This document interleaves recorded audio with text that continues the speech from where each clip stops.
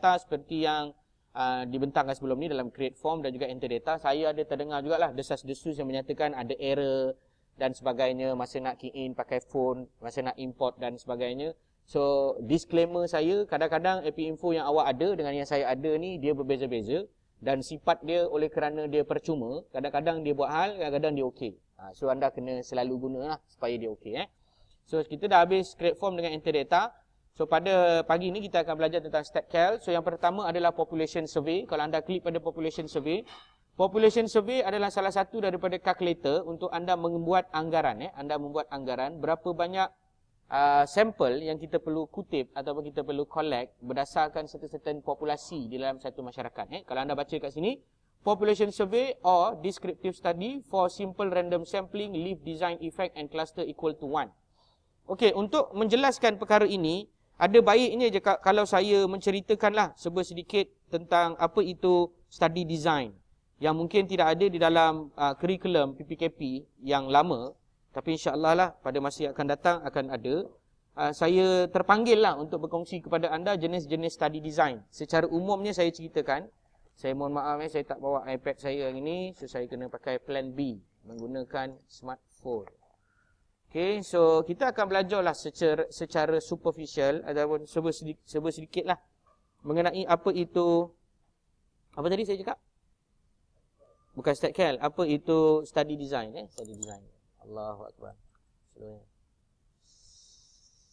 Allahumma salli ala Muhammad. Okay, sebentar. Saya tulis SD lah. SD. Study design ini terbagi kepada dua. Satu yang paling penting dinamakan sebagai observation. Observation. Dan lagi satu dipanggil sebagai analytical. Observation. Ya betul. Observation dan lagi satu dipanggil sebagai analytical lah. Analytical. Allahumma salli ala Muhammad. Saya rasa saya silap. Minta maaf. Bukan. Observation dan lagi satu dipanggil sebagai eksperimen. Observation dan satu lagi dipanggil sebagai eksperimen. Okay. Observation ini adalah nama lain dia, kita panggil sebagai pemerhatian lah. Kita melihat kepada perubahan yang berada pada masyarakat. Kita tak buat apa-apa intervensi pun. Itu dipanggil sebagai observation. So yang pertama dalam observation ni pula, observation ni terbagi kepada dua. Satu dipanggil descriptive. Okay. Satu lagi dipanggil dalam observation ni dipanggil analytical. Analytical ini ada pembahagian-pembahagian dia lah. Descriptive ni pun ada pembahagian dia.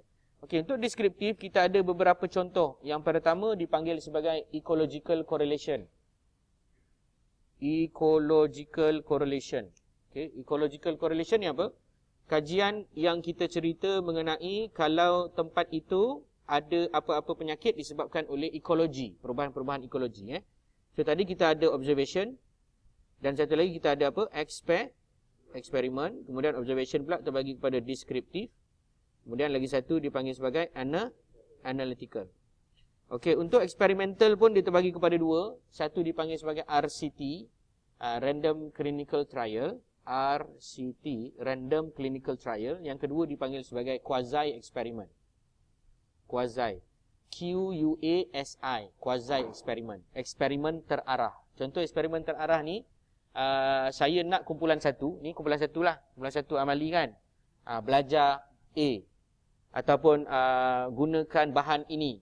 Nanti kumpulan dua saya suruh gunakan bahan yang lain. Contohnya dalam nak mempelajari sesuatu ilmu. So saya akan buat comparison sebelum dengan selepas. Itu contoh quasi. Eksperimen lah. Kita ada letak intervention. Ataupun kita ada letak sebarang perubahan pada kita punya variables. Itu dipanggil intervention. Tapi dalam epidemiologi secara umumnya kita tak buatlah eksperimental ni. Sebab eksperimental ni dia lebih kepada more on clinical aspect. Maknanya kita akan buat di hospital ataupun kita akan buat di community. Contoh paling senang eksperimen ni, katakanlah anda buat satu eksperimen, anda nak buat perbandingan antara dua daerah. Satu daerah diberi pendidikan kesihatan jenis A, satu lagi pendidikan kesihatan jenis B. So anda akan bandingkan lah, manakah kes yang akan berkurang selepas melalui beberapa jenis pendidikan kesihatan. Itu dipanggil eksperimen. Anda membuat manipulasi terhadap community. Anda membuat manipulasi terhadap sesuatu eksperimen yang anda lakukan. Okey, yang kita nak cerita hari ini bukan pada eksperimen. So abaikan eksperimen. Yang kita akan bincangkan pada hari ini hanyalah berkisar kepada observation.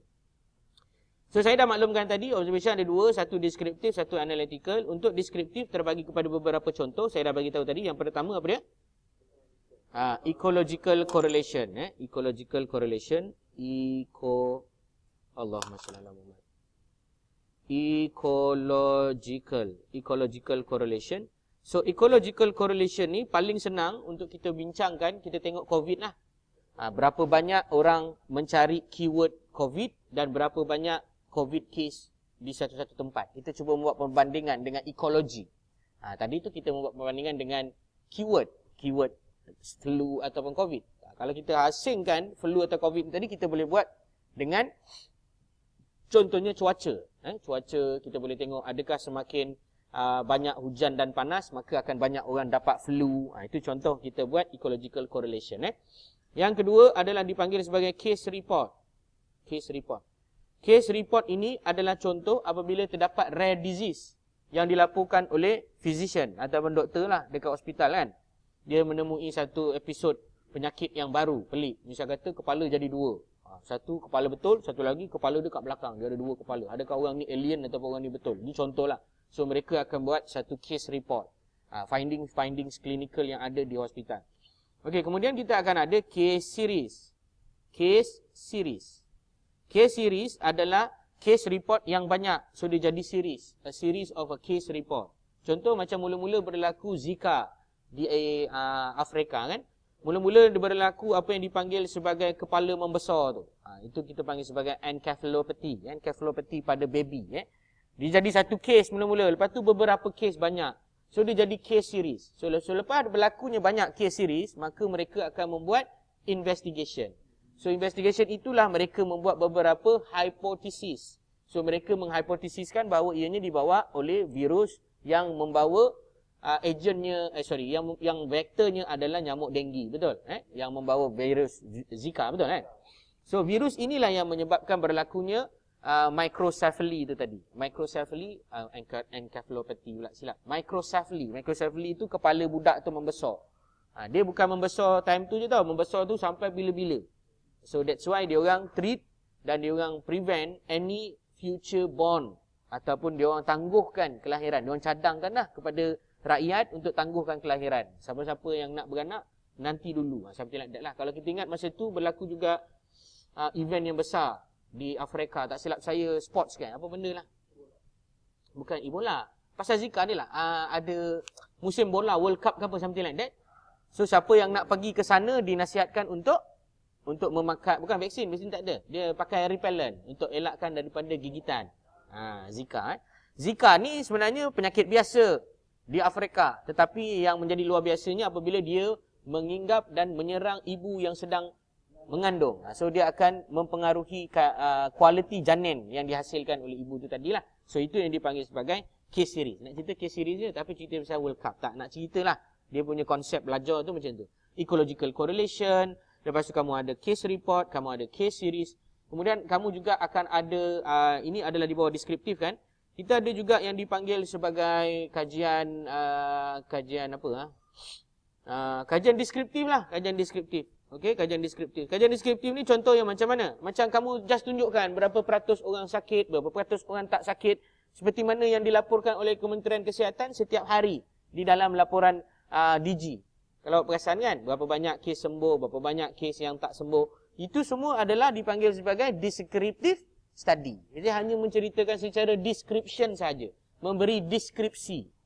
Kalau saya tengok pun laporan-laporan Kementerian Kesihatan ni semuanya deskriptif. Berapa julat umur, berapakah ini, itu semua adalah deskriptif. Dia belum lagi masuk ke level yang kedua, dipanggil sebagai analytical. Okey. So, ada lagi lah, saya tak berapa ingat, nanti anda boleh lihat kepada WHO. Dalam website WHO, dia ada ditulis di situ, WHO, research method. Di dalam WHO research method ini, anda akan dapati banyak lagi lah jenis-jenis kajian dan juga nota-nota yang anda boleh pelajari lah untuk memahami topik ini. Health Research Method, A Guide for Training in Research Method, second editions. Yang inilah saya wajibkan kepada student-student PPKP untuk menelaah yang ini. Jangan gunakan buku research methodology yang berkonsepkan social science. Jangan. Dia tidak akan menggambarkan kecerdikan ilmu epidemiologi anda. So, bacalah buku-buku yang berkaitan dengan epidemiologi health science rather than a social science. Okey, kemudian kita pergi lagi sekali, satu benda lagi yang dinamakan sebagai analytical. Saya pergi cepat sikit sebab sebenarnya ada banyak lagi cerita. Kita akan kena tahu apakah jenis-jenis study design ini, kelebihan dia, kekurangan dia, macam mana nak buat. Itu semua awak baca sendiri. Saya minta maaf sebab dia tak masuk dalam skop perbincangan kita. Jadi saya kena skip lah. Jadi kita akan teruskan pada hari ini mengenai apa yang dipanggil sebagai analytical. Sorry, saya perlu share. Analytical ini secara umumnya, saya terlupa. Di dalam observation tadi, sorry, saya pergi sikit sekejap. Observation, ada satu lagi yang paling penting yang kadang-kadang orang terlupa ataupun ingat tapi confused nak letak dekat mana, adalah dipanggil sebagai cross-sectional study. Okay, cross-sectional. Cross-sectional study ini adalah kajian mengenai exposure. Apa dia? Exposure. Exposure. Paling senang adalah apabila kita melihat kepada dua jenis grup yang terdedah dengan tak terdedah. Itu dipanggil cross-sectional study. Cross-sectional study ni untuk makluman tuan-tuan dan puan-puan, dia akan dimulakan dengan exposure dan ianya adalah initial investigation. Penyiasatan awal sebelum kita membuat sebarang hipotesis. Observation study ni, analytical kejap lagi saya cerita. Observation study ini adalah paling utama sebenarnya dipanggil sebagai hypothesis generation.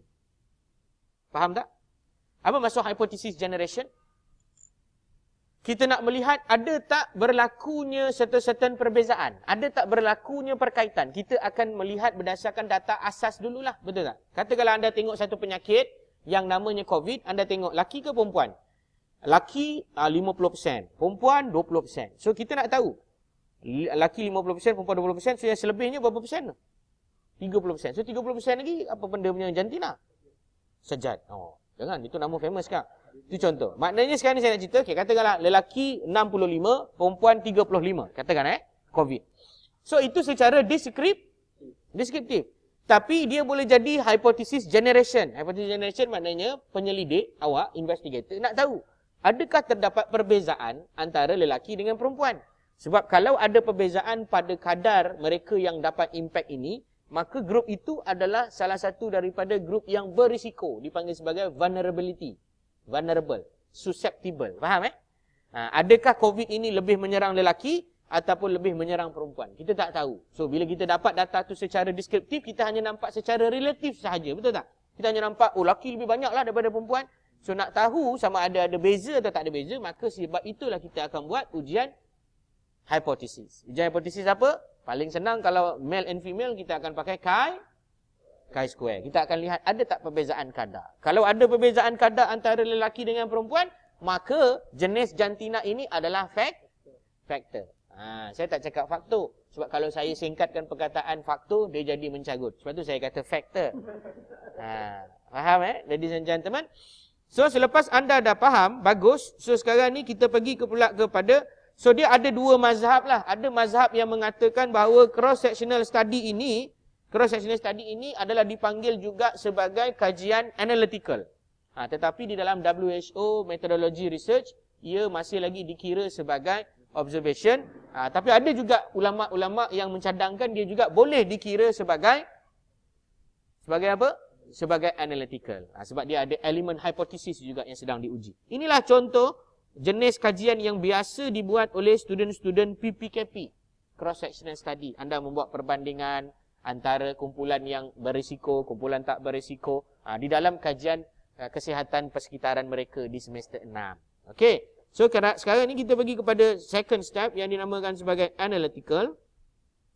Analytical secara umum ada dua. Pertama dipanggil sebagai cohort. Anda pernah dengar perkataan ni? Pernah dengar cohort? Cohort. Tak, anda pernah dengar ke tak pernah dengar? Anda pernah dengar kat mana? Siapa yang cerita? Cik Aizat Cik Aizat juga cerita. Cohort ini adalah satu kajian yang namanya lain adalah follow up study. Nama lain dia follow up study. Contoh macam Chernobyl. Siapa pernah pergi Chernobyl? Chernobyl disaster, that's correct. Siapa pernah pergi Chernobyl? Tak ada pernah lah kan. Chernobyl ni dekat Rusia. So dekat Chernobyl ni, dia akan ada buat beberapa series of investigation. Start daripada 1986 sampai sekarang. Dia tengok kanker. Kanker apa kanker? Cancer. Cancer risk yang berlaku dekat Chernobyl. So itu adalah contoh kajian follow up. Contoh kajian follow up lain adalah saya follow up awak punya kesihatan paru-paru pada tahun pertama awak masuk ke college. Sampailah tahun ketiga. Itu maksudnya follow up study. Kita follow orang tu punya kesihatan start daripada dia tidak sakit sampai dia jatuh sakit. Dan kita mesti spesifik lah disease apa yang kita nak tengok. Contoh yang saya nak tengok adalah respiratory disease. Disease yang berkaitan dengan sistem respiratory. Dan saya pula mesti jelas apakah saya punya risk factor ataupun faktor risiko yang saya kaji. Katakanlah faktor risiko saya adalah merokok atau tak merokok. So saya follow up lah. Setiap semester saya tanya, merokok tak merokok? Tak merokok. Okey, tahun pertama merokok tak merokok, kita dah catatkan. Kemudian kita suruh dia blow pada spirometri. Jelas kan? Ini semua yang saya cerita, contoh yang awak dah buat, awak dah belajar. Supaya senang awak faham. Lepas tu kita akan suruh buat lagi sekali pada semester yang kedua, semester yang ketiga, semester yang keempat, sampailah semester yang keenam, kita akan buat perbandingan dan kita akan bandingkan antara dua kumpulan ini. Kumpulan yang namanya terdedah, kumpulan yang namanya sakit dan kumpulan yang namanya tak sakit. So, cohort study adalah the premium example of the epidemiological study to find the cause of disease. Cause of disease apa? Bukan faktor lagi tau. Lebih kepada penyebab utama. Kalau risk factor ni adalah probability, kebarangkalian risiko. Anda kena jelas. Jelas tak jelas ni? Sebab itu, bila anda nak membuat kajian cohort, anda mesti ada apa yang dipanggil sebagai frame. Anda mesti ada a frame of people that will be inside your study. You follow up until the end of the day ataupun the end of their life ataupun the end of their healthy period. Daripada dia healthy sampai dia jadi tidak healthy. Contoh yang paling ulung kajian cohort ini adalah Framingham study. Anda tengok nanti dalam internet. Framingham study. Framingham study ini adalah satu kajian epidemiologi cohort, design dia cohort lah untuk melihat kesihatan jantung. Profesor Framingham ni tak silap saya dah lama meninggal dah. Tapi dia punya anak buah dia masih meneruskan Framingham study ni. It's a very wide national study focusing on the heart. Dia cerita pasal masalah jantung lah. Nanti anda boleh tengok. Cuba cari apakah cohort study yang dipelopori oleh environmental health. Ada? Belum ada lah. Belum ada. Maksudnya, bila kata belum ada, mungkin awak adalah pioneer. Betul? Contoh paling senang, awak tengok budak sekolah. Awak memang buat pemeriksaan sekolah, betul? Awak buat satu kajian di sekolah. Ini bukan cerita masa SEM 6 lah. Tak sempat awak nak follow up budak ni sampai dia darjah 6. Korang bila nak grad, betul? Kamu pantau budak sekolah ini daripada darjah 1. Sampailah dia habis sekolah darjah 6. Awak boleh pantau. Awak boleh buat kajian ini bersama cikgu. Dan awak boleh tengok risiko kenapa budak ini merokok, misal kata. Paling senang merokok lah. Sebab budak sekolah kan, daripada tak merokok, tiba-tiba merokok. Betul tak? Daripada tak tengok benda bukan-bukan, tengok benda bukan-bukan. Contoh. Itu semua adalah kajian-kajian cohort. Cohort ni ada 3 jenis. Pertama dipanggil retrospektif cohort. Retrospektif ni pandang ke belakang lah. Contoh, dah tahu 1986 tu adalah berlaku Chernobyl disaster. Betul? So, pergi ke Chernobyl ataupun kampung terdekat, tengok mangsa-mangsa Chernobyl sekarang, apa jadi pada mereka sekarang dan cuba recall balik apa yang berlaku pada 1986 itu. Itu contoh. Itu dipanggil sebagai retrospektif cohort. Jelas kan? Yang kedua dipanggil sebagai prospektif cohort. Ini yang pertama tadi, retro. Yang kedua, prospek. Prospektif cohort ini bermaksud pandang ke depan. Tengok daripada orang ni sihat sampai orang ni jatuh sakit. Faham? So dia kena start dengan healthy population lah. Sampai that population is no longer healthy. Contoh kan, ada satu pembangunan baru nak buat. Ada satu senang cerita macam budak sekolah lah. Paling senang budak sekolah. Tengok budak sekolah ni daripada tahun 1 sampailah dia habis belajar. Okey, sekejap saya pause. Tengok cohort ini ada lagi satu jenis cohort. Namanya adalah concurrent cohort. Tengok yang belakang, tengok yang depan, follow up sampai orang tu sakit. Saya kata So cohort ni is very powerful sebab dia akan bagi awak RR. Ingat, terminologi ni awak akan guna kejap lagi. RR adalah relative risk. Kemudian kita ada yang kedua, namanya case control. Case control adalah lagi satu kajian yang terakhir saya bentangkan pada hari ini. Lepas ni kita akan terus buat amali menggunakan komputer. Case control adalah satu kajian analitik untuk menguji hipotesis. Tapi case control dia tak dapat RR, dia dapat OR. Odds ratio.